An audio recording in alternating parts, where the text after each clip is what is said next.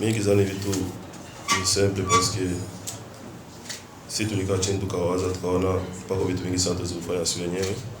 Lazima tukaongea kama team na President Steve. Vraiment tunatamani za watu wengi, ila hii ni kazi na ifo tutizame mtu mwenye atakuja kutusaidia, nitakuwa tuko na partage upande wetu. C'est pour cela tukaamua kuongea na ndugu yetu hapa. Sasa tulipata proposition yake tukaona hatuwezi kuiacha parce que itakusaidia sana upande wetu, na namshukuru kwa kuja kuinvestir mpira parce que sio kila mtu mu Burundi anaweza kujitolea hicho kitu. Watu wa franga wako na franga ni wengi sana, lakini kufikiria kwa football sio rahisi. Na mimi kizana pale mwanzo tapani mfano kwa wengine na tutapata sponsors zingine zaidi baadaye. So ilikuwa ni tunataka kusaini mkataba leo.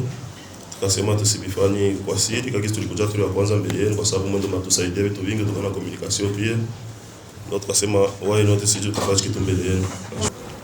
Agence Kariakoo ni kampuni ambayo inasafirisha vitu vya aina tofauti kutoka nchi za Europa kuja Burundi, na tupo pia South Africa, ndio penye tulianzia kabla ya kwenda kufanya kazi Europa.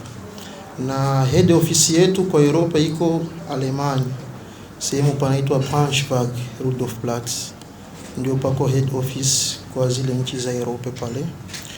Kwa hiyo tunashukuru waandishi wa habari kufika hapa, mmetuonesha moyo na itakuwa ni mfano wa kuigwa kama jinsi ndugu yangu amesema hapa, ili sisi sinaweza kuzungumza kwamba hatuko matajiri wala hatuna iti pesa ya hatari. Kuna watu ambao wako na uwezo kutuzidi sina mbali sana kabisa, lakini tumevutiwa kuja kuwekeza katika hii timu kwa sababu tumeona ni timu ambayo ina mvuto fulani hapa nchini, na vizio yao ni kutaka kukuza vipaji vya vijana ambao wanajitolea kucheza mpira hapa Burundi.